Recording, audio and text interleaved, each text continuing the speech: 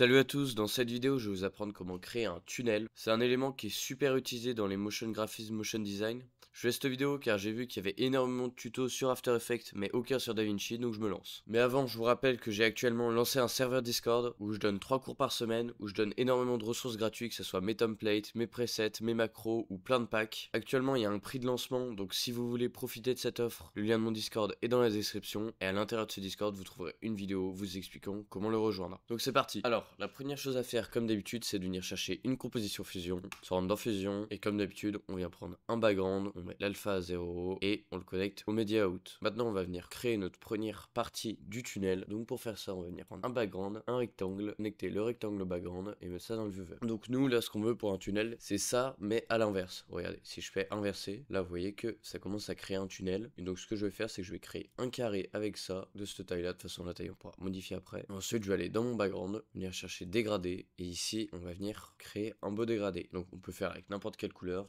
Moi je vais venir prendre par exemple du bleu foncé, un petit peu plus loin je vais venir prendre un bleu un peu plus clair, ensuite je vais venir prendre un bleu encore plus clair, et à la fin un bleu encore plus clair. Donc c'est assez dégueulasse mais on va faire avec pour la vidéo. Maintenant je vais venir chercher du grain, et je vais venir chercher un background, un rectangle, le connecter à la flèche bleue, connecter ça à la suite, mettre ça dans le viewer, et dans la mer je vais venir chercher le top. Maintenant je vais venir prendre ce rectangle là, le mettre en dessous, mettre ça comme ça et augmenter un petit peu les bords flous. Si vous voulez, vous pouvez venir ajouter un petit peu de glow ici, ça donnera un effet, vous en mettez pas beaucoup. Et ensuite, c'est ici que la magie opère, donc je vais venir prendre mon premier tunnel, le connecter à la suite sur mon background, mettre ça dans le viewer, et après mon film grain, je vais venir chercher le nœud duplicate. Je l'ajoute, et maintenant ce que je vais venir faire, c'est que après le film grain, je vais rajouter un transform, je vais baisser la taille, quelque chose comme ça, et dans mon duplicate, je vais par exemple mettre 15 duplicate, et là, je vais venir augmenter, tourner un petit peu là, et vous voyez que ça fait un tunnel. Là, les couleurs, elles se ressemblent peut-être trop, donc pour mieux voir, ce que je vais faire en fait, c'est que je vais venir mettre des couleurs un petit peu opposées. Tac, voilà, j'ai changé un peu mon tunnel, et là vous voyez qu'on retrouve vraiment les tunnels comme on voit dans les vidéos de motion graphism. Et ce qui est bien, c'est que vous pouvez changer à peu près tout, c'est-à-dire la couleur, là ici la taille de l'entrée, vous voyez, changer ça. Ensuite vous pouvez faire des animations avec le duplicate, par exemple zoomer là comme si on rentrait dans le tunnel, vous pouvez dézoomer, vous pouvez jouer avec l'angle, vous pouvez jouer avec énormément de choses. Vous voyez que là j'ai un tunnel totalement différent. En fait c'est presque illimité. Si vous avez aimé cette vidéo et que vous voulez aller plus loin, vous pouvez réserver un accompagnement personnalisé avec moi, le lien est dans la description. Et si vous avez aimé cette vidéo, n'hésitez pas à liker, vous abonner, à bientôt.